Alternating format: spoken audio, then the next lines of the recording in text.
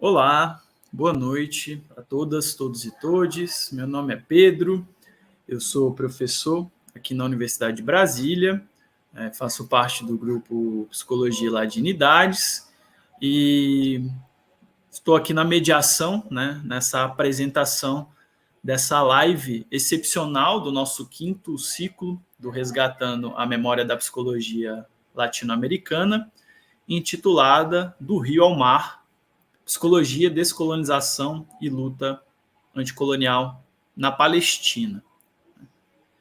A discussão do mundo colonial pelo colonizado não é um confronto racional de pontos de vista, não é um discurso sobre o universal, mas a afirmação desenfreada de uma singularidade admitida como absoluta. O mundo colonial é um mundo maniqueísta. Frantz Fanon, Condenados da Terra. É com essa ideia, com esse intuito, que a gente vem aqui nessa live dialogar justamente acerca do que cabe à psicologia num contexto de mundo maniqueísta, dando voz àqueles que, a despeito de falarem, gritarem e outras formas de manifestação, têm sido sistematicamente silenciados, inclusive pelos aparelhos ideológicos colonialistas e imperialistas que existem na própria psicologia. Então, é nesse sentido que a gente muito honrosamente convida aqui conosco a nossa colega, nossa companheira, Lima Awada Zara, que estará conosco aqui para falar uma breve contextualização, breve porque são 75 anos, né? É muito tempo de invasão e de colonização, mas uma breve contextualização histórica do que implica o colonialismo na Palestina, das implicações da psicologia, para a gente poder depois fazer um debate em termos até mesmo dos mecanismos de resistência histórica que têm sido forjados nesse território por essas pessoas que são nossos companheiros, do Rio ao Mar, da Palestina ao Brasil. Então, muito obrigada, Lima. A gente agradece demais a sua presença aqui conosco. Uns últimos avisos: como se trata de uma live excepcional, não tem lista de presença, não tem certificado, não tem nada, mas a gente convoca todo mundo para dialogar aqui com a gente, né, no chat. Não aceitaremos, em hipótese alguma, manifestações racistas, colonialistas. Nesse sentido, somos fanoniano na veia, não existe mais ou menos racismo, mais ou menos colonialismo, tá? Então não aceitaremos nenhum tipo de manifestação desrespeitosa nesses termos, nesse sentido, tá bom? Então já é importante deixar essa colocação para que esse debate, de fato, seja um debate humanizado e humanizante, tá? Então passo a bola diretamente para você, Lima, falando que a gente está muito honrado de novo aqui de ter sua presença, de ter esse espaço de vocalização enquanto grupo, tá?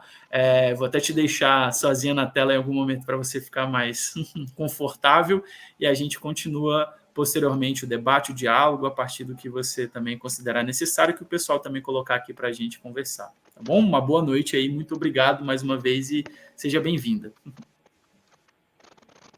Boa noite, Pedro. Boa noite a todos e a todas. Vocês me ouvem bem? Sim. Então, boa noite a todos que estão nos acompanhando nessa live e muito obrigada, Pedro, pela gentil apresentação. O convite me chegou pelo Psi Ladinidades enquanto uma psicóloga árabe-brasileira com preocupações políticas e humanitárias, com trabalho político e humanitário há mais de 10 anos, tanto na psicologia quanto na literatura, a refletir sobre o meu papel e as minhas implicações éticas enquanto psicóloga geograficamente, biograficamente próxima desse conflito. E convidada também a partilhar as minhas reflexões e angústias com vocês, que assim como eu, estão aflitos e aflitas frente ao primeiro genocídio televisionado da história. Nós estamos cansados da mesma pergunta lançada em nossas caras toda vez que a gente declara o direito do nosso povo à sobrevivência, mantendo assim a nossa humanidade refém. Um golpe retórico. Nós somos vítimas de um golpe retórico que hoje mata e aniquila um povo. Então, eu espero que a gente consiga hoje transcender essa retórica desumanizante. E eu espero de coração que eu seja digna desse tempo que me foi oferecido por vocês. Então, assim, Pedro, não há surpresa alguma da minha parte pelo modo como um conflito na Palestina é retratado. Mas eu aproveito a oportunidade para sublinhar o meu incômodo sobre essa visão predominantemente que é um obstáculo a qualquer compreensão racional da situação. A visão veiculada é: temos uma disputa irracional entre povos que se odeiam, árabes e israelenses, cada um deles essencializado não apenas por uma religião, origem étnica, histórica ou cultura, mas também pela identidade e ação assumida pelos seus representantes, Estado de Israel e Hamas. Então, a descrição é de praxe. Uns árabes terroristas, enfesados, fanáticos, lançam bombas sobre Israel. Israel revida com mais bombas e mortes. Um ciclo infinito de barbaridade se instala. Então, tratar o que se passa hoje na Palestina dessa forma é tentar fazer com que a questão seja considerada irretratável, é também aceitar abusos e exclusões injustificáveis. Então, essa visão ela retira qualquer racionalidade política do que se passa, porque está submetida a um essencialismo, né? Dois povos, duas culturas, duas religiões irreconciliáveis, um conflito de povos com identidades fechadas, lutando uns contra os outros, como muitas vezes é retratado no discurso ocidental em relação aos povos exóticos, tribais, aos povos distantes da modernidade. Isso aconteceu em vários outros lugares, não só na Palestina, dentre eles o genocídio em Ruanda, entre Hutus e Tutsis. Então, muitas vezes, essa leitura traz a questão como se realmente estivéssemos lidando com um choque de civilizações. Né? Então, árabes e judeus. Então, não se trata de árabes ou judeus, mas de colonialismo versus descolonização, de dominação versus dominados. Há colonizadores e há colonizados. Ah, mas os dois lados estão errados. Então, se é assim, os dois lados estão errados, a gente pode dizer que a luta anticolonial e a denúncia contra os massacres perpetuados por Israel é injusta?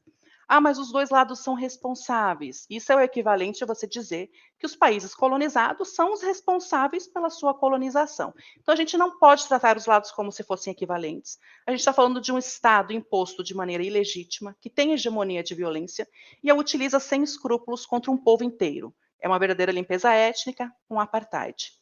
Então, independente dos grupos anticolonialistas atacarem civis ou não, independente do quanto isso seja errado, colonialismo e limpeza étnica continuam sendo colonialismo e limpeza étnica.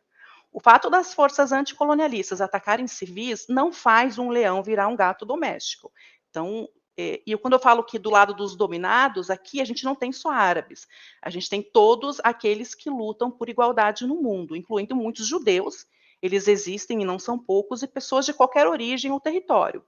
Né? Então, acreditar que algo tão prosaico como um Estado militarizado ou um grupo de homens armados representa a essência de um povo é um caminho muito equivocado. Então, é bom a gente começar entendendo que é uma questão colonial, que se expressa de diferentes modos ao longo de anos. Gaza vive cercada há 17 anos com uma população de 2,2 milhões de habitantes, uma das maiores concentrações populacionais do mundo, uma população viva, mas viva numa circunstância absolutamente anormal. Primeiro que 73% dessa população é refugiada, resultado da limpeza étnica de 47 a 52. Então, vocês percebem que não aconteceu no dia 7 de outubro, nem ontem, nem antes de ontem. A gente já falou de uma limpeza étnica lá de 47. Então, sem essa moldura histórica, sem esse enquadramento adequado, não é possível compreender o que se passa. Então, são 17 anos de bloqueio a uma população que, antes de 7 de outubro, já tinha uma média de 4 horas de energia elétrica. Então, você já imagina como funcionava toda a rotina dessas pessoas, os serviços gerais, hospitais, escolas, isso é muito tempo. Então, e sem falar que é uma população que está cercada militarmente por ar, terra e mar, né? E muros altos construídos de muitos quilômetros para tentar esconder um dos maiores crimes do século XXI. Então, hoje nós temos mais de 6 milhões, os números não param de ser atualizados, enfim, não dá para a gente trazer um número exato, o que equivale a 40% da população palestina de refugiados. Então, são várias as violações, né? Que se a gente for citar aqui, a gente não levaria dias. Então, uma população que tem 10% da água ingerida própria para consumo, que não tem saneamento básico, que a quase totalidade dessa população jovem e infantil nunca saiu de Gaza, elas não conhecem outro lugar fora Gaza, elas nasceram e só continuaram lá. Isso, mais o insistente ataque e outras consequências desse cerco, leva a que haja em Gaza a maior população infantil com graves problemas psiquiátricos. Sem falar no desemprego, na população jovem que chega a 75%, na pobreza extrema, ao não acesso à saúde. Essa população é impedida por controle das entradas de alimento em Gaza de terem um consumo médio diário acima do mínimo de calorias que um ser humano necessita. Veja, isso desde 2012. Então, todo esse caldeirão, além das mortes, da destruição de residências, destruição de moinhos de farinha, de animais de criação, eles atacam granjas, hospitais, postos de saúde. Então, tudo isso cria esse caldeirão, ligado a um sistema de apartheid, tá? Identificado. Veja, não sou eu, Rima, falando isso. É um sistema de apartheid identificado pelas Nações Unidas em 6 relatórios, identificado pelas principais organizações ligadas aos direitos humanos, entre elas a Anistia Internacional. No último relatório da ONU, ela traz 3 elementos essenciais. Que, 1, a Palestina é rigorosamente uma prisão a céu aberto, a maior prisão do mundo. 2, há um regime de apartheid em toda a Palestina, não só em Gaza. Por isso que a gente usa o termo do rio ao mar. É livre desse apartheid que é em toda a Palestina, do rio ao mar. E foram identificados nesses relatórios traços de uma vida em Gaza equivalente a um campo de concentração. Então, nada disso começou no dia 7, nada disso é novidade. Eu diria até que a limpeza étnica que violenta os palestinos já acontece há um século. Em dezembro de 47, ela começa na cidade de Lifta, a limpeza étnica. Acontecem as 6 fases da limpeza, identificado no relatório de um conde sueco, Bernadotte, o Folke Bernadotte. Em 20 de maio de 48, o Conde Bernadotte ele é mandado, ele é escolhido pelas Nações Unidas, ele é um enviado especial da ONU para a Palestina. Ele vai em junho, e esse cara ele é um diplomata sueco, e na Segunda Guerra ele salvou 30 mil judeus dos campos de concentração. Então ele foi enviado à Palestina para mediar, porque de 14 de maio de 47 até 48, já tínhamos essas fases da limpeza étnica. E eles concluem essa limpeza étnica em 67. Então, até 67, nós já tínhamos palestinos expulsos, perto de 711 mil palestinos expulsos. E desses 700 mil, milhares já tinham sido expulsos em 48, então, novamente expulsos. Por isso que temos refugiados palestinos dentro da Palestina. Então, o Bernadotte, ele identifica essa limpeza étnica, ele faz um relatório identificando tudo, todas essas etapas, pedindo a redefinição da partilha da Palestina. E o que acontece? Em setembro ele é assassinado. Ele é assassinado pelo Stern, um grupo que depois vem a constituir o exército israelense, classificado pelos britânicos como um grupo terrorista, liderado por Isaac Shamir, que foi o primeiro-ministro de Israel na primeira metade da década de 80. Então, a única novidade que nós temos hoje é essa propaganda de guerra contra o povo palestino, como no nível que a gente está vivenciando agora. Um genocídio midiático, uma eliminação proposital a partir da propaganda de guerra. Então, quando a gente ouvir que é um assunto complexo demais para ser entendido e que não nos diz respeito, chegou a hora de a gente confrontar mais essa mistificação. Não é difícil de entender. Inclusive, a gente tem muitos livros de historiadores sérios e comprometidos em desfazer esses mitos todos, inclusive israelenses. Temos aqui Ilan Pape, Noam Chomsky, Norman Folkstein, eles estão aí para isso. Né? E, recentemente, eu ouvi uma parte importante do movimento de resistência, uma profissional da saúde mental, que atua num regime de apartheid e colonialismo. É a doutora Samar Jabbar, psiquiatra e psicoterapeuta. Inclusive, ela deu uma fala para nós da pós em Psicologia e Migração e foi disponibilizada essa conversa. E o que eu vou colocar para vocês agora foi tudo que a gente aprendeu com a doutora Samar. Né? Nada mais justo do que ouvir uma profissional de saúde mental que está lá na Palestina, né? Está trabalhando lá, nessa situação. Então, o que ela diz o seguinte, que o que a Palestina vive e experimenta hoje é como se fosse um déjà vu dos eventos de 48. que a ocupação ela tem consequências traumáticas sobre os palestinos, obviamente, mas que as causas desse trauma, elas não desaparecem, elas estão presentes o tempo inteiro e elas se agravam. Não é uma ferida que cicatriza, é uma ferida aberta diariamente, cutucada, sem tempo de cicatrização. Então, essa ameaça, essa repressão, essa expulsão, todo esse massacre não é de hoje. Então, e ela sempre traz essa pergunta: o que é doente, afinal? Doentes são os palestinos? São essas crianças que tacam pedra nos tanques? Ou é todo esse contexto que é enlouquecedor e que é patogênico? Assim como ela diz assim, que a gente não pode dizer que o que os palestinos estão vivendo é uma experiência de estresse pós-traumático, que o transtorno de estresse pós-traumático ele não se aplica à experiência dos palestinos, porque não tem pós. Porque o trauma ele é repetitivo, ele é contínuo, ele é agora, ele é a cada minuto, a cada segundo. Então, para a gente poder analisar esse contexto, não tem como a gente separar a política de saúde mental. Eu não posso analisar esse contexto de ocupação sem analisar a relação entre opressor e oprimido. Inclusive, eu fui atacada por alguns colegas dizendo que a gente tem que separar, que a gente não pode tomar partido, que a gente não pode falar sobre o assunto, porque a gente tem que separar a política de saúde. Não tem como. Né? Então, aqueles que alegam que o ataque do Hamas foi não provocado, unprovoked, eles escolheram convenientemente ignorar a realidade sobre a qual vivem os palestinos. 75 anos de limpeza étnica, 56 anos de ocupação militar em Gaza, 17 anos de cerco brutal. Quando essas pessoas ignoram essa realidade, eles ignoram também centenas de palestinos que Israel matou só em 2023, um quarto dos quais eram crianças, ignoram os mais de 5 mil presos políticos que definham nas prisões, inclusive cerca de 700 deles são crianças, então, assim, eles prendem crianças, muitos deles, a maioria, encarcerados sem terem cometido nenhum crime. Ignoram também os ataques noturnos, os sequestros levados a cabo pelo exército israelense, sequestro de crianças, o incêndio de aldeias palestinas pelos colonos e todas as formas de supremacia judaica que se manifesta contra os palestinos. Essas pessoas que dizem que é unprovoked também ignoram declarações de políticos israelenses que apelam ao apagamento de cidades palestinas como Huwara. Ignoram quando Itamar Ben-Gvir, ministro da Segurança Nacional de Israel, declara que o seu herói é Baruch Goldstein, um terrorista que massacrou 29 palestinos.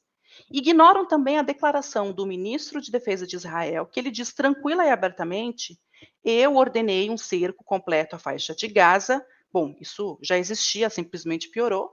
Então, eu ordenei um cerco completo à faixa de Gaza, não haverá eletricidade, comida, combustível, tudo vai ser fechado porque estamos lutando contra animais humanos. Essas são as palavras do ministro. Isso é um crime de guerra tipificado, é um castigo coletivo. Isso é equiparável ao nazismo. Então, a gente sempre escuta isso, né? Ah, mas o Hamas atacou. Mas então você defende a matança generalizada como vingança, incluindo crianças que nada tem a ver com a história.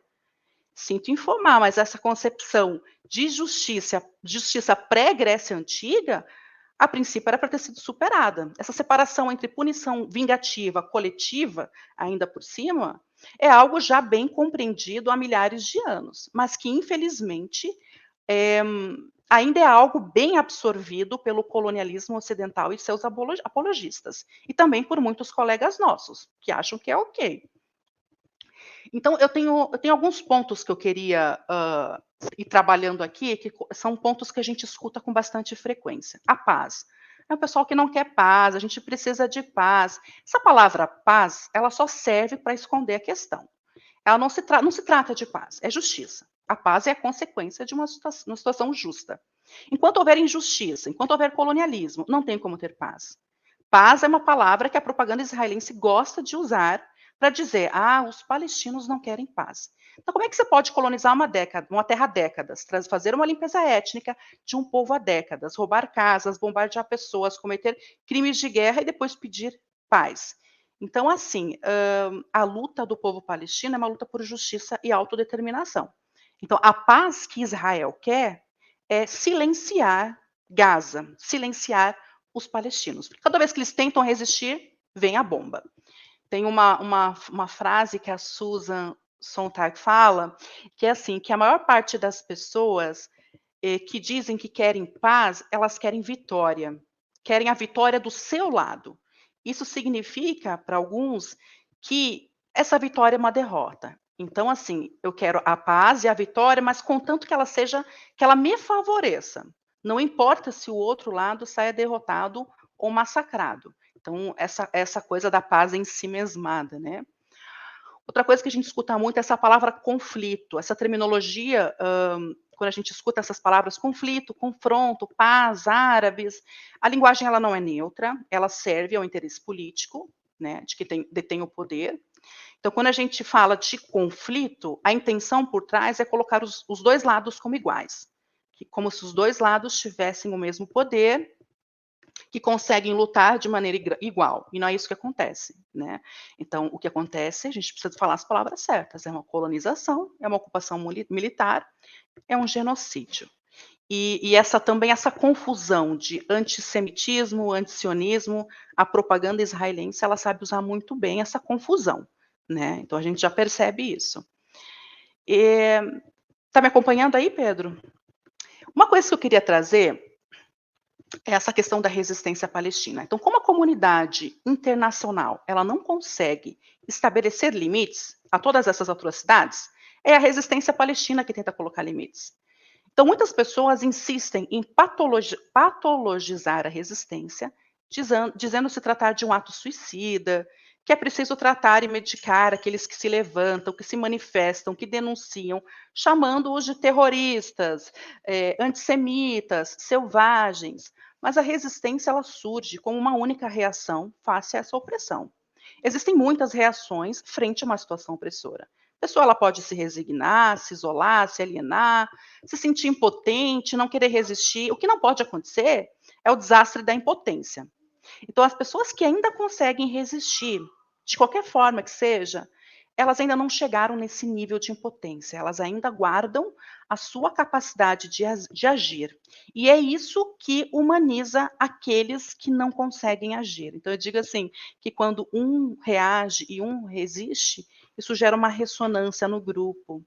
Então, a resistência, como a Samar Jabbar sempre traz para nós, a resistência à ocupação é um elemento essencial na recuperação da mente ocupada. Então, quando um resiste em nome da comunidade, isso tem o potencial de humanizar todos os demais. Porque o que acontece? Se os israelenses cometem todas essas barbáries sem que haja uma resposta do lado palestino, eles acabam com a Palestina. Então, toda colonização ela precisa matar muitos colonizados, não só fisicamente, mas simbolicamente. Como não podem matar a todos, eles tentam anular a capacidade de agir e de comunicar. E o que a gente está vivendo hoje em dia é isso, né? Eles tentam nos silenciar a qualquer custo.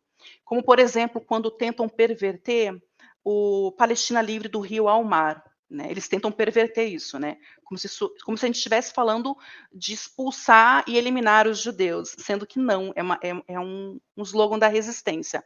E o Estado de Israel ele é especialista nessa tática de intimidação que gera o controle do povo palestino, esse aprisionamento físico e mental. Então, eu sempre digo que no âmbito humano, a primeira característica da guerra é a desumanização do povo, perder a alma, e é o que os agressores tentam fazer. Então, e é o que a gente percebe hoje na cobertura vergonhosa da mídia.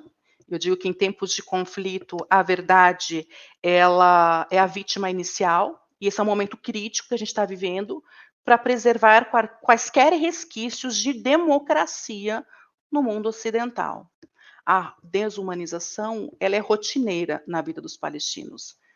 E isso ficou muito evidente, até porque a gente só ficou sabendo agora do que se passa na Palestina, a gente que está dentro disso há muitos anos, a gente já conhece o que se passa. Mas muita gente nova está tomando consciência só agora, por quê? Porque os palestinos já vêm morrendo há muitos anos. Por que só agora que teve esse insight coletivo? Porque morreram muitos do lado de lá. Porque morreram israelenses. E daí, opa, vamos prestar atenção no que está acontecendo. Porque enquanto só palestinos morriam, era indiferente. Então, só quando os palestinos estão desumanizados que o ataque do Hamas é visto como não provocado, como vindo do nada. Né? Então, eles devem suportar durante décadas o que israelenses sofreram durante um dia. Eles devem permanecer nas suas jaulas desumanizados, subestimados e silenciados. Mas a desumanização dos palestinos, eles não param por aí. Começa desde quando espalham fake news, a história dos bebês decapitados, quando entrevistados pelos meios de comunicação, o palestino está lá em Gaza, mal conseguindo sobreviver ao bombardeio, ali, ó, caindo bomba na cabeça, e ainda assim são colocados na berlinda e questionados. Você condena o Hamas? Veja, o cara está lá, quase morrendo, mas ele tem que condenar o Hamas. Como se só eles devessem responder pelo Hamas. Então, você perceba o nível de desonestidade e desumanização. Então, eu não consigo lembrar, talvez agora, né, com esse levante todo, com essas críticas todas, ok, mas eu não consigo lembrar de nenhum israelense ter sido questionado nos meios de comunicação se ele condenava a Nakba, se ele condenava o apartheid, a ocupação, mas nós, palestinos, devemos provar a nossa humanidade o tempo todo. A gente tem que provar o tempo todo que nós somos dignos do tempo que nos é dado, em qualquer lugar. Então, isso é uma coisa recorrente. Então, assim como, por exemplo, quando ordenam, né, a gente escuta muito isso, mas Israel avisou que ia bombardear. Era para eles saírem do norte para o sul. Então, assim, mas vai para o sul, é bombardeado no sul, vai para lá, vai para cá, entendeu? Mas foram avisados. Então, só no mundo dos palestinos desumanizados, espera-se que acreditemos em Israel que está avisando que vai bombardear. Como se isso fosse algo, uau, incrível. Então, esse é o mundo da desumanização, onde os crimes contra os palestinos são ignorados, onde o sofrimento virou rotina, e onde, em última análise, nós somos culpados pelas nossas próprias mortes. Né? Então, tem isso também. Eu recebi pelo WhatsApp um último texto escrito pela doutora Sama, em que ela faz um apelo às instituições psiquiátricas, que emitiram uma nota, e não foram só eles, muitas instituições de psicologia e psicanálise também, né, emitiram uma nota reforçando a propaganda israelense e tornando-se cúmplices da opressão e do assassinato de palestinos. Então, na nota da APA, como na nota de muitas das instituições que a gente vê por aí, eles negligenciam todo o histórico e fazem uma vista grossa à população sitiada em Gaza, metade da qual são crianças. Eles não fazem nenhuma menção a tudo que acontece em Gaza. Eles emitem uma nota condenando o Hamas e que se dane o outro lado. Então, quando eles não abordam o sofrimento a longo prazo dos palestinos e ao apoiarem inequivocadamente o ocupante, tanto a APA como todas essas notas que surgiram depois, que pipocaram, eles violam os próprios princípios, quando eles expõem a falta de compromisso em responder às necessidades de todas e todos. Então, é como se de ignorar como esses jovens adolescentes foram forçados a suportar 5 guerras em Gaza. Então, em nenhum momento da história da humanidade foram assassinadas mais de 5.000 crianças em tão pouco tempo. Então, quando as pessoas vêm com esse discurso, mas por que só a Palestina? Por que você não fala de outra situação? Novamente, né, desumanizando, a gente não pode falar dos palestinos, como se fosse proibido. Mas se você juntar todas as violações de todos os lugares junto, não chega perto do que acontece em Gaza. Não chega perto. Não dá para comparar. Isso não significa que a gente não tenha que denunciar outros lugares. A gente tem que denunciar também. Mas quando você denuncia Gaza, você também está denunciando os outros. Então a gente tem que cuidar com isso também. Então, essas declarações, essa denúncia que a doutora Samar traz para nós, inclusive esses textos estão disponíveis no Psi Ladinidade, que fez uma postagem, está disponível no coletivo do Grupo Psimigra, para quem quiser entender um pouco mais o que acontece. Então, isso era uma coisa que eu queria pontuar também. Então, essa propaganda de guerra e essa desumanização não é novidade. Então, primeiro você invisibiliza o povo, você sataniza um povo, e para aumentar isso, você cria um ente qualquer para criminalizar. Então, são terroristas. Só no 11 de setembro, nós vimos uma propaganda de guerra semelhante. Uma propaganda de guerra que fez mais de 1 milhão de mortos e fez com que o Afeganistão retornasse à Idade da Pedra. Então, essa desumanização, ela é uma linguagem comum do genocídio. Não é de agora, nunca parou, né? A gente tem vários exemplos. A gente percebe quanto os palestinos precisam provar constantemente que merecem viver. Então, rebaixar e desvalorizar continuamente a existência palestina serve aos interesses colonialistas. Então, tem muito disso. A gente recebeu. Só um pouquinho. A gente recebeu uma mensagem esses dias, ontem mesmo, de um colega questionando o porquê da solidariedade com os palestinos. Mas por que vocês não fizeram solidariedade com qualquer outro povo? Por que palestino, né? Então, assim, o colonialismo, ele não é israelense, ele não é diferente de nenhum outro. Ele pinta o colono como superior, evoluído, racional, enquanto o colonizado como inferior, atrasado.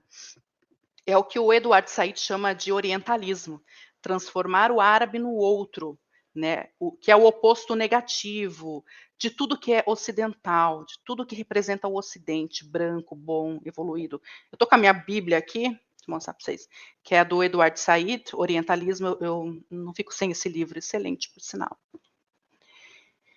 Então, por isso que eu digo que essa retórica desumanizante, vinda de todos os cantos, ela tem que perturbar.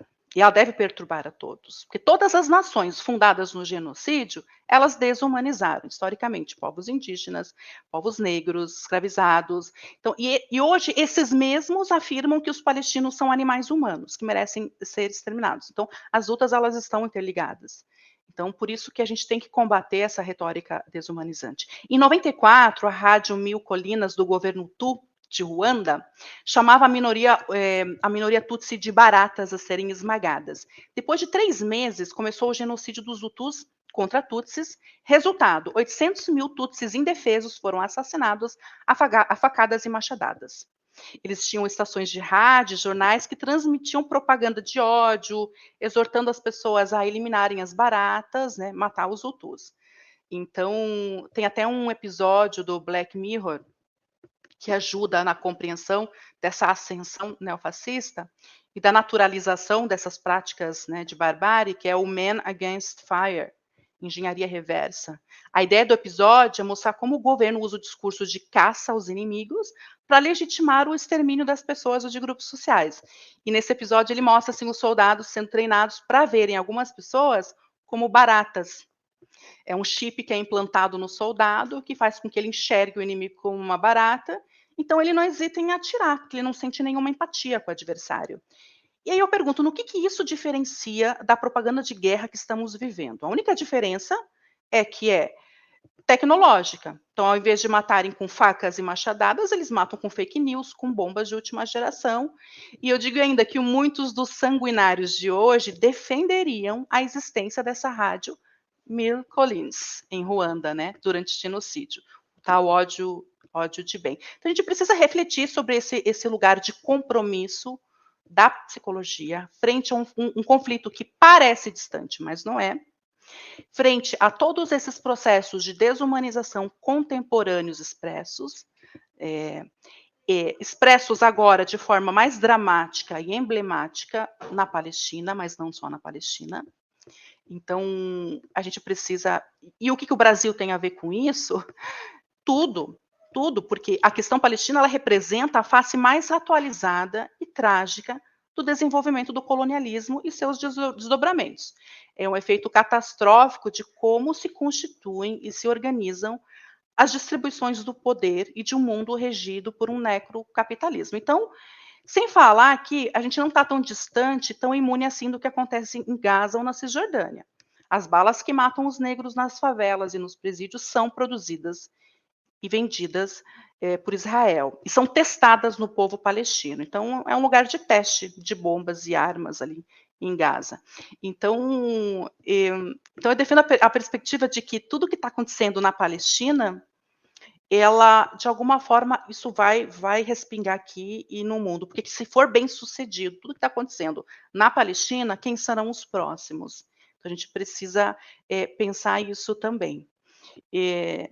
Por isso que eu digo assim, aqueles que nos acusam de parcialidade, nos lembrando de alguns códigos de ética, eles me parecem muito parciais e seletivos também, quando eles esquecem que o parágrafo 2 do nosso Código de Ética diz o seguinte: que o psicólogo trabalhará promovendo a saúde, a qualidade de vida das pessoas e coletividades e contribuirá para a eliminação de qualquer forma de negligência, discriminação, exploração, violência e opressão. Por essas e outras razões, eu desconfio muito daqueles que vêm e dizem que nos cobram essa neutralidade. Então, é mais ou menos isso que eu queria introduzir, Pedro. Eu não sei se você quer fazer alguma observação antes de eu seguir e falar das várias possibilidades de ações interventivas por parte dos psicólogos. Você que manda, Rima. Não estou aqui acompanhando a aula, anotando aqui junto com o pessoal, aprendendo e ainda mais grato, né, pela sua participação. Você que manda. Se quiser, a gente menciona um pouco do que a gente tem tentado já até publicar na página, né, em termos das Por alternativas no âmbito favor. da psicologia comunitária. Ah, beleza. Aham. Tá, assim, rapidamente, gente, porque a ideia é que a Arima seja, né, tenha centralidade aqui. Acho que está muito evidente e óbvio do porquê. Mas a gente queria fazer um convite, né, para que todos e todos conheçam também o que tem sido desenvolvido historicamente, até mesmo como forma de resistência dentro da psicologia palestina, em termos de propostas de psicologia comunitária, de psicologias crítica e de descolonização da psicologia. Eu vou rapidamente apresentar aqui algumas postagens que a gente tem feito na nossa página do Instagram, do Psicologia e Ladinidades, que são, na verdade, traduções, né? Traduções, comentários, diálogos com alguns desses trabalhos, sobretudo aqueles que estão no âmbito de um programa de psicologia comunitária que foi criado na primeira década dos anos 2000, coordenado por um professor, Ibrahim Macau, que infelizmente faleceu em 2022, nos deixou, né, no ano passado, e que inclusive dialoga totalmente com o motivo e a razão de ser deste grupo, Psicologia e Ladinidades, né, e também desse ciclo, desse projeto de extensão que é o Resgatando a Memória da Psicologia Latino-Americana. Então essa aqui foi a primeira postagem que a gente fez a partir desse trabalho do próprio professor Ibrahim Macaui, The Rise, a ascensão e a queda da psicologia comunitária acadêmica na Palestina e os horizontes, os caminhos a seguir. Temos vários outros publicados dele, de outras colegas também, e ele menciona a importância e a relevância da psicologia crítica latino-americana para os seus trabalhos. Ele menciona a importância da psicologia da libertação de Inácio Martim Baró, ele menciona a importância do trabalho de Paulo Freire para os seus trabalhos, ele menciona a importância de Frantz Fanon também para os seus trabalhos e o debate sobre a colonização, como se expressa na psicologia. E a gente queria rapidamente fazer uma brevíssima pincelada, sabe, Lima, dialogando contigo em termos da principal conclusão que ele chega, inclusive do porquê que esse programa acabou sendo descontinuado, né, que é a impossibilidade de qualquer psicologia que se coloque num horizonte de descolonização da psicologia e da realidade que não esteja atrelada às lutas anticoloniais, que não esteja atrelada às lutas pela libertação nacional e pela emancipação humana como um todo. Então, assim, não importa aqui, gente, o prefixo que vocês queiram usar, se é de, se é pós, se é anticolonial, não existe possibilidade de que isso de fato seja uma praxis concreta se isso não toma a posição das maiorias exploradas e oprimidas no seu processo de auto-organização, de autodeterminação e de libertação. É esse talvez o principal ensinamento que o professor Ibrahim Macaui nos deixa, que esse programa de psicologia comunitária nos deixa, e essas propostas de descolonização da psicologia, não apenas no contexto palestino, mas no mundo como um todo. Por exemplo, citando, enquanto a psicologia comunitária descolonizadora na América Latina e na África do Sul evoluiu durante a transformação de seus respectivos movimentos anticoloniais de libertação nacional, a psicologia comunitária descolonizadora na Palestina nasceu durante uma era de profundo retrocesso e derrotas do movimento de libertação nacional, que é a crítica que ele faz, inclusive, né, aos tratados de Oslo, a partir de 1993, até mesmo como uma forma de descenso, de inflexão frente à primeira intifada, que é onde ele coloca que está as raízes da psicologia comunitária no contexto palestino, raízes populares, de base territorial comunitária. E aí uma crítica fundamental que ele faz, Lima, é justamente a partir dos tratados de Oslo, essa grande invasão financiada, inclusive economicamente, pelas potências ocidentais, pelos grandes aparelhos ideológicos colonialistas e imperialistas, como, por exemplo, a Associação de Psicologia Americana, a APA, dentre várias outras ONGs e iniciativas desse intuito, inclusive de inverter toda a construção popular por baixo, de resistência expressa de maneira brilhante, potente, pelo sumo, pela via de retratar o palestino como aquele a ser tratado, curado, como uma mera vítima, como um mero transtorno de estresse pós-traumático ambulante, e quem deve tratá-lo? A psicologia, a psiquiatria ocidental.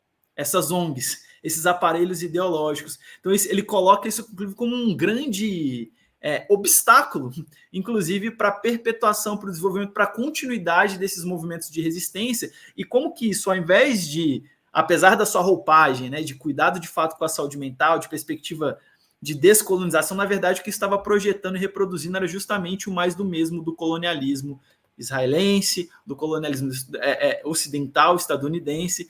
Então, olha o que ele coloca aqui para a gente, por exemplo, nesse texto. O desafio, então, para descolonizar a psicologia comunitária na Palestina é perceber que, a menos que esteja dialeticamente ligado ao movimento de libertação nacional, corre o risco apenas de ser mais um clichê acadêmico durante uma era de dependência econômica neoliberal. Então, acho que é um chamado também, já que se fala, e que bom, né? Falando novamente, a descolonização não passa despercebida, também no Condenados da Terra, já que tem se debatido tantos processos de descolonização da psicologia, que de fato esses processos estejam atrelados às lutas concretas, reais, de descolonização. Como no nosso intuito, hipótese alguma, nos alongarmos aqui, eu vou apenas mencionar outros textos. Esse é outro, que é inclusive a partir de um diálogo proposto pelo Psimigra, né, que é outra iniciativa fundamental que a gente, por favor, conheçam, compartilhe, né, que é fundamental no presente e,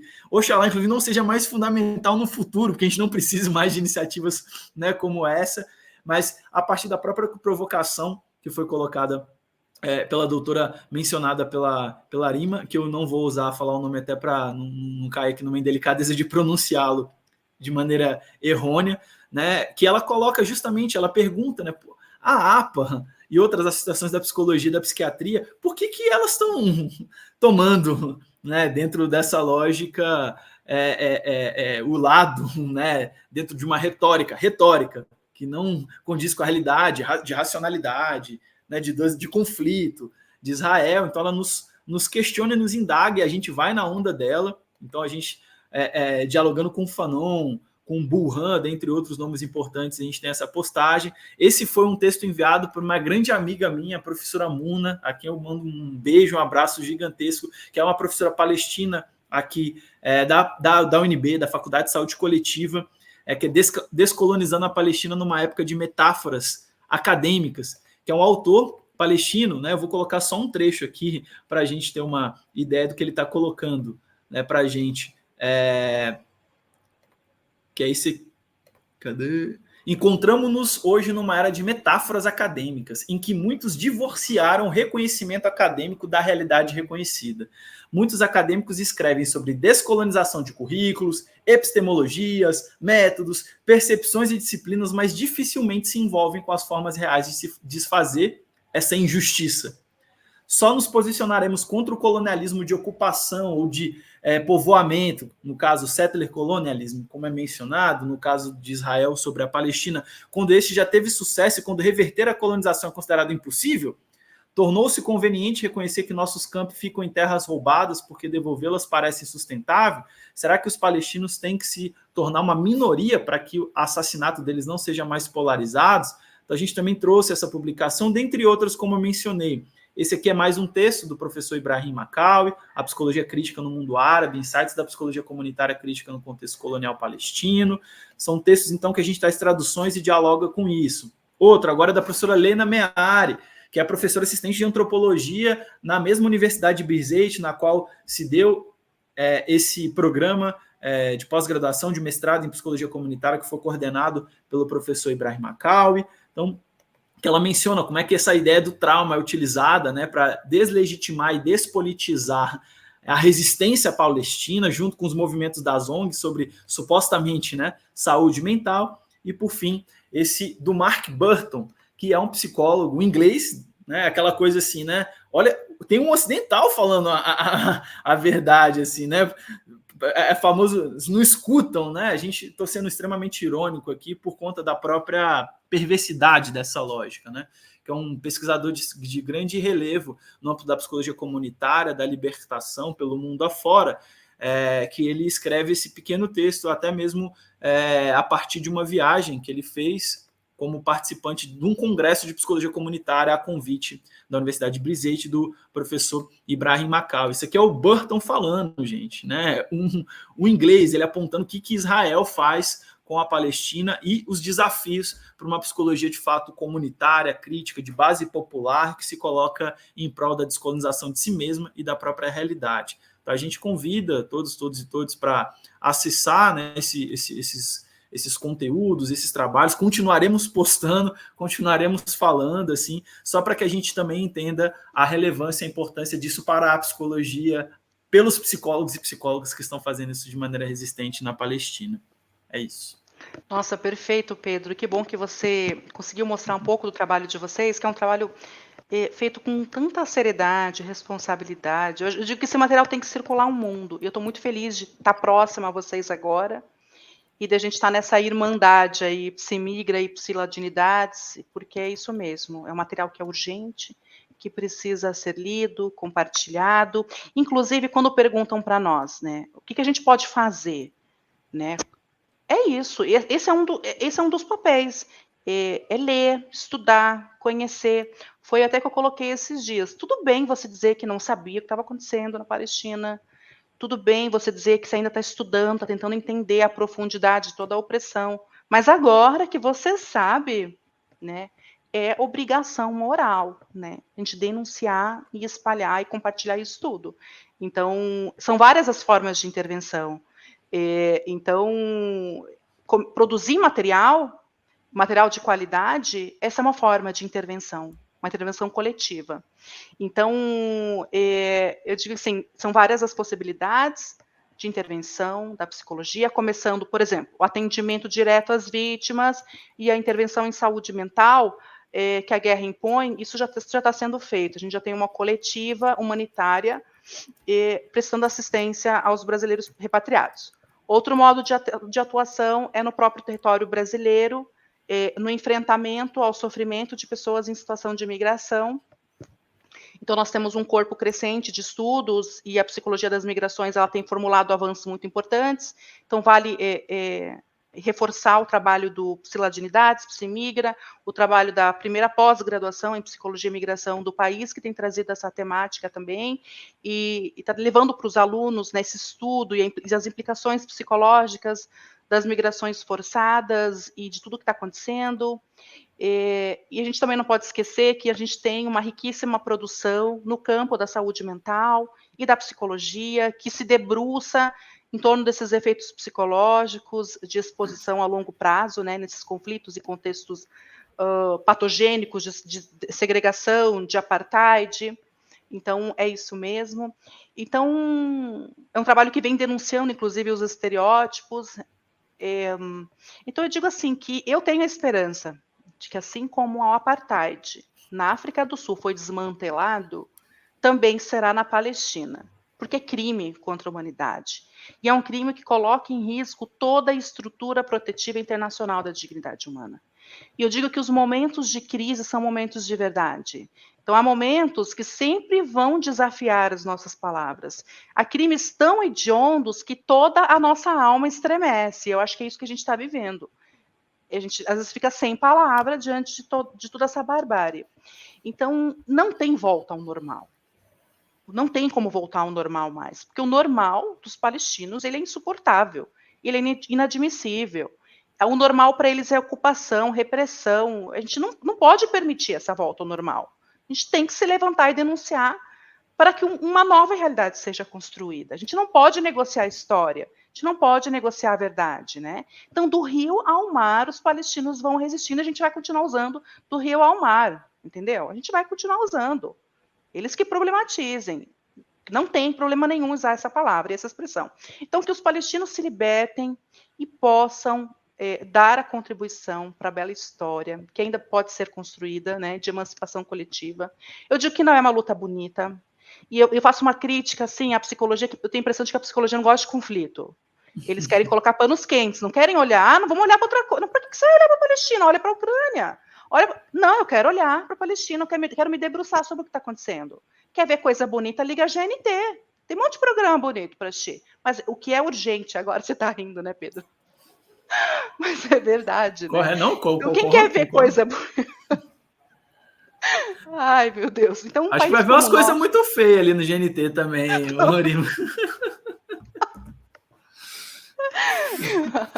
Então, num país como o nosso, que não tem uma opressão internacional bélica, é muito fácil dizer, nós quero paz, fim à violência. É muito fácil. Eu estou aqui sentado tomando meu café, não tô com bomba caindo na minha cabeça, dizendo que quero paz.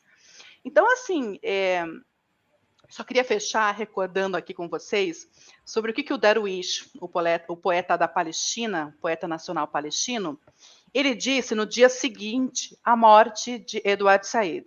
Pensa nessa amizade. Edward Said com Mahmoud Darwish. Quando Edward Said morre, Edward Said foi um professor, crítico literário, ativista palestino-estadunidense, só para situar. E foi o que escreveu o Orientalismo, aqui ó, minha Bíblia. No dia seguinte à morte de Edward Said, em 2003, o Darwish escreve o seguinte: meu grande amigo Edward Said colocou a Palestina no coração do mundo e o mundo no coração da Palestina.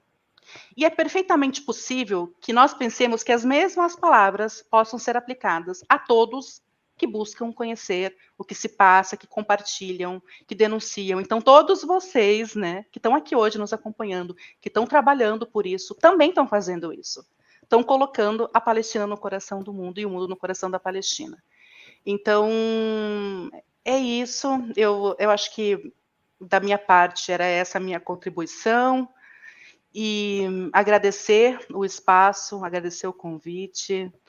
E agora eu devolvo para você, Pedro. Assim, Irma, a gente que agradece demais, assim, estava falando com o pessoal, a gente está muito honrado.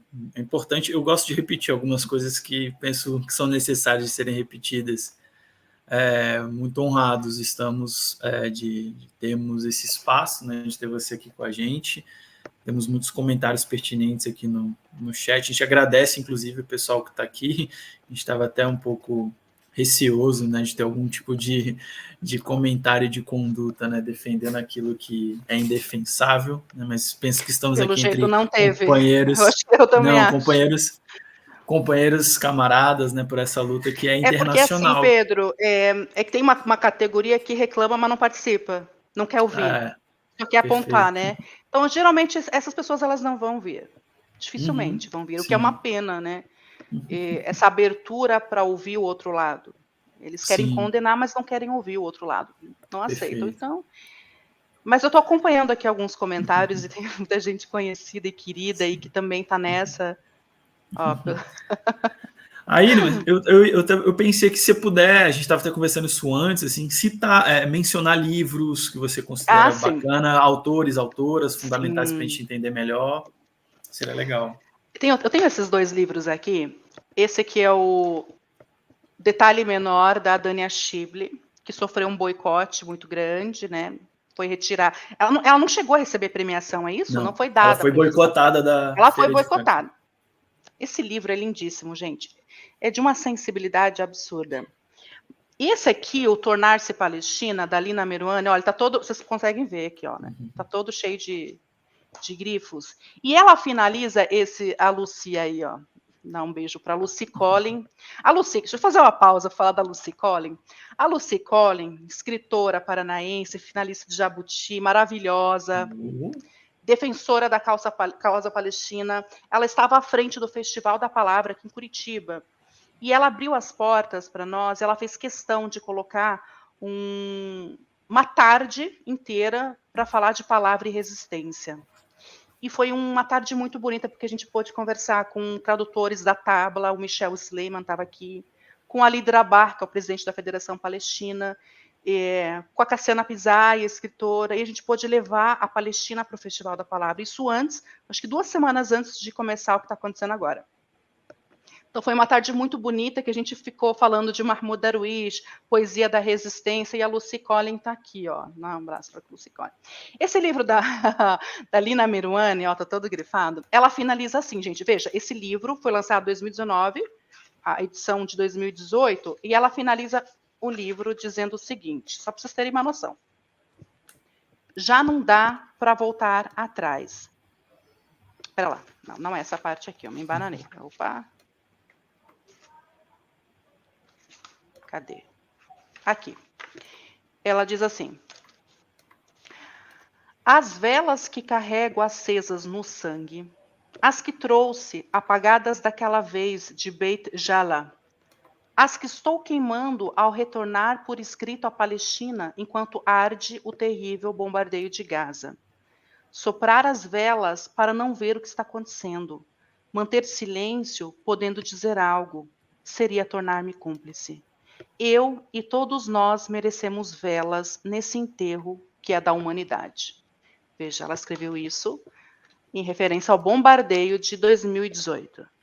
Então, e a gente tem que ouvir ainda que isso foi tudo sem provocação, unprovoked, que não é... Vocês percebem como não é de agora, né? Nunca é de agora. Eu tenho aqui também outras 2 bíblias que eu também... Sou fã de Darwish, né, gente? Eu falo, assim, que a poesia... Ele sempre diz que um povo sem poesia é um povo morto, né? E a poesia do Darwish é demais. Então, eu vou ler um trecho dele que eu acho maravilhoso. Esse aqui é o da presença da ausência. Vou achar aqui o trecho, que ele diz assim. Vou achar aqui o trecho dele. Eu tô sem o meu aqui, não tô em casa, tô me sentindo mal. Tô quase indo lá pegar o meu pra... O Darwish? Isso.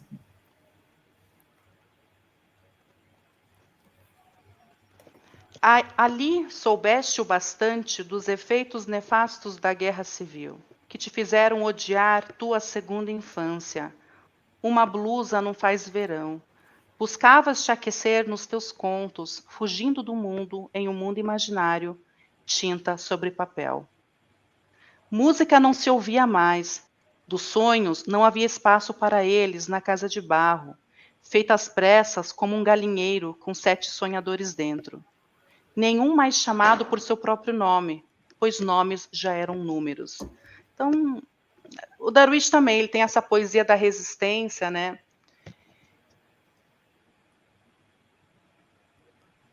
Orima, você ficou muda. O seu som parou de sair, pelo menos para mim. Débora, Júlia, também? É.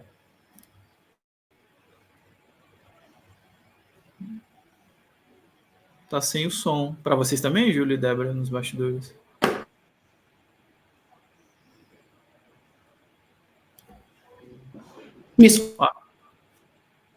Foi, mas tá meio sim. Travado. Foi. Eu acho que acabou a bateria do fone. Poxa, agora na hora da poesia. É isso.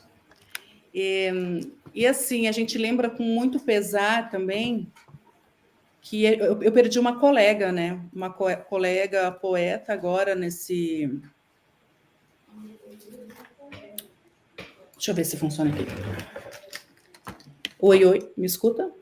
A gente perdeu, com muita tristeza, a gente recebeu a notícia da morte da poeta, romancista Reba Abunada, né? Assassinada no bombardeio israelense à cidade de Khan Yunis, na faixa de Gaza. Era uma potência. Nossa, a escrita dela era uma potência. Então, a poesia, ela traz esse respiro para nós, e o Eufônia está de sabotagem mesmo. Traz esse respiro para nós, né? Nesses momentos tão tenebrosos. Sim. Já dizia o revolucionário que quando a revolução vier, teremos direito não só ao pão, mas à poesia também. Alguém quer fazer? Você quer fazer mais algum comentário, alguma pergunta adicional? Parece. Tá escutando? Me escuta? Eu não estou te escutando. Agora, tá me escutando? Tá me escutando agora? Oi, testando som. Júlia, você me escuta nos bastidores? Tá, acho que o problema é com você, com o áudio da Lima. Testando o som. Vamos só esperar um segundinho para ver se ela volta a nos escutar.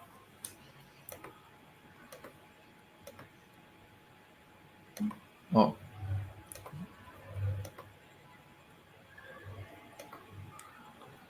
Só um segundinho, pessoal.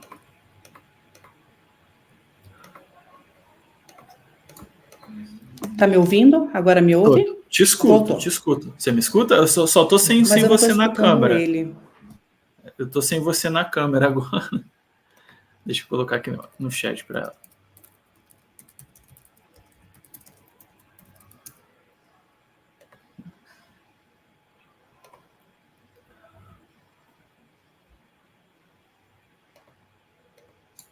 Eu vou sair e entro novamente, só um segundo. Tranquilo, sem problema. Enquanto a Arima volta, vou citar, então, vou declamar aqui mais alguns trechos do Darwin. Se é um trechinho do poema 1 do mesmo livro que a Arima acabou de recitar. Eu não estou com ele aqui, mas eu tenho anotado os trechos. Eu não marco os livros, mas eu anoto no meu computador os trechos marcantes. Tu que te estendes diante de mim, como rimas sem pressa por te levar, meu verbo. Sou aquele que se lamenta, e por que se lamenta? Que me sejas, que logo te serei. Que te levantes, que te levarei. Vem, que te reconhecerei. Vai, que te reconhecerei. Esse é o trecho do poema 1, do mesmo livro mencionado por ela. Vou citar aqui um outro trecho agora do poema 4, do mesmo livro. Perguntas. O que quer dizer refugiado? Dirão. É quem teve as raízes arrancadas da terra. Perguntas. O que quer dizer terra? Dirão. A casa, a amoreira, o galinheiro, a colmeia, o cheiro de pão, o céu primeiro. Perguntas. Como uma única palavra de 5 letras consegue suportar tudo isso, mas não suporta a gente? A Arima voltou. Então, esse é outro trecho. Enquanto você saiu, eu estava recitando alguns trechos do mesmo livro do Darwish. Fica à vontade, Arima, para... Não, mas continue, por favor. Para comentar, para acrescentar.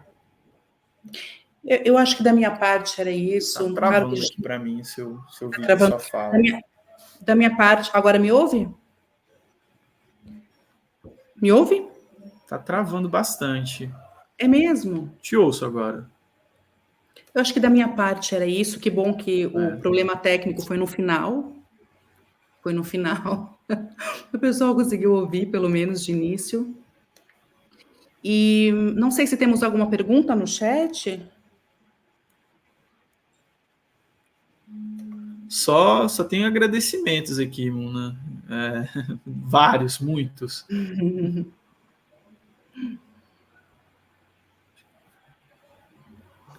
Vou colocar aqui alguns. Ó.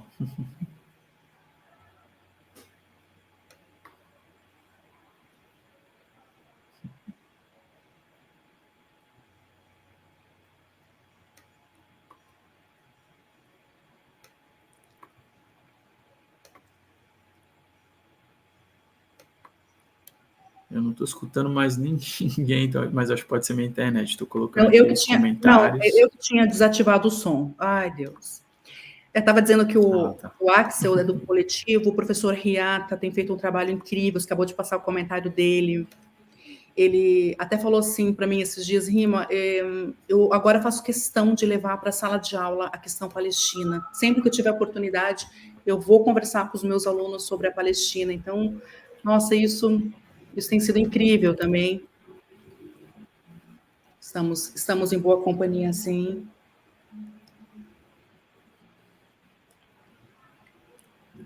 Acho que eu tô.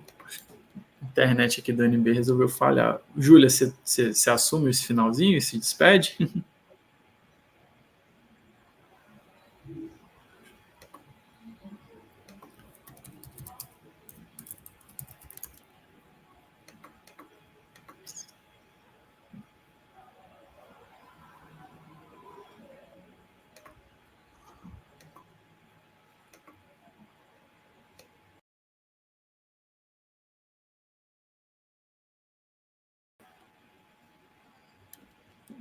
Alguém me escuta? É porque eu não tô, acho que é minha conexão que está ruim. Júlia, faz assim ou assim, se me escuta, se me vê.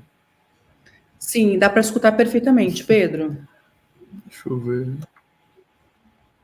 Tá. É porque desculpa, Lima, eu não consegui te escutar. Acho que é a minha conexão aqui que não tá bacana. Não, mas agora dá para te ouvir bem, tá?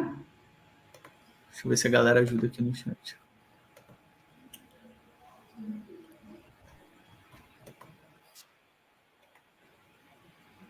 Não, beleza.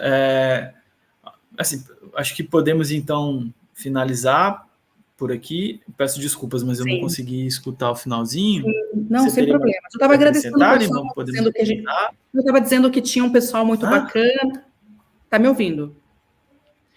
Eu mencionei um professor, que você colocou o comentário de um professor, o Riata, que está levando essa questão palestina para a sala de aula. Ele falou que, somente agora, depois dos últimos acontecimentos, que ele não, sempre que ele tiver uma oportunidade, ele vai levar esse assunto para a sala de aula. Então, muitos professores, educadores, contar com o apoio deles tem sido incrível, né? Então, isso é uma forma de resistência também, né?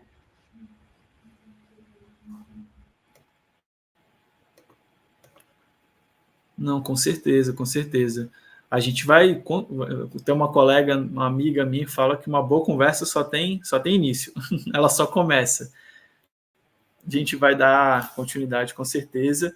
E queria agradecer mais uma vez sua presença, muito, muito honrados mesmo estamos. Agradecer a presença de todo mundo, os colegas, camaradas, companheiros que estão aqui no chat. Vamos ressoar, né, toda essa fala e esse grito, essa resistência, né, essa importante colocação, conjunto de colocações que nos foram colocados, né, que nos foram repassados. Não temos mais desculpa, né, de ignorância, né, como a Arima muito bem coloca. E é isso, gente. Uma boa noite para todo mundo. Peço desculpas um pouquinho por esse finalzinho. Eu estou com muita dificuldade aqui de conexão, de entender, de escutar. Mas agradecer de novo a presença de todos, todas e todes. Fiquem aí no aguardo, porque hoje mesmo, acabando aqui, a gente vai divulgar já a próxima live agora do nosso ciclo, que vai ser na quinta-feira que vem. A gente vai abarcar a vida e obra de um grande instituto, que é o AMA, Psique e Negritude, criado lá, fundado pela querida Maria Lúcia Silva. Então, na quinta-feira que vem, nesse mesmo canal, no mesmo horário, às 19 horas, a gente vai ter uma live sobre o Ama Psique, Negritude, com a presença da querida Maria Lúcia Silva, do Márcio Farias. Então, acompanhe aí, porque a gente vai ter muita coisa bacana também para a gente dialogar. Ima, de novo, eu não tenho palavras para expressar o quão honrado e os agradecimentos que a gente tem. Muito obrigado mesmo, assim, Pedro. com todos o mesmo e o muitos e obrigados possíveis, de coração. Muito obrigado, a gente está muito emocionado. Agradeço o convite e agradeço por todo o trabalho que vocês têm feito, que realmente é incrível e vale a pena ser compartilhado. Até uma próxima e muito obrigada a todos que nos ouviram e resistiram aí até o final, mesmo com todos esses problemas.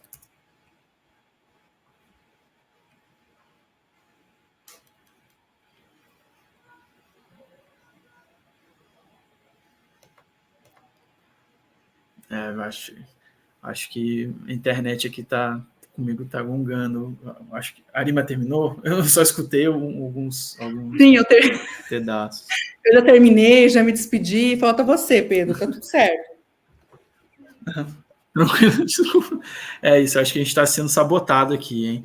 Mas é isso, galera. Boa noite, então, para todo mundo. Do Rio ao Mar, Palestina será livre. Um abraço, vou terminar aqui.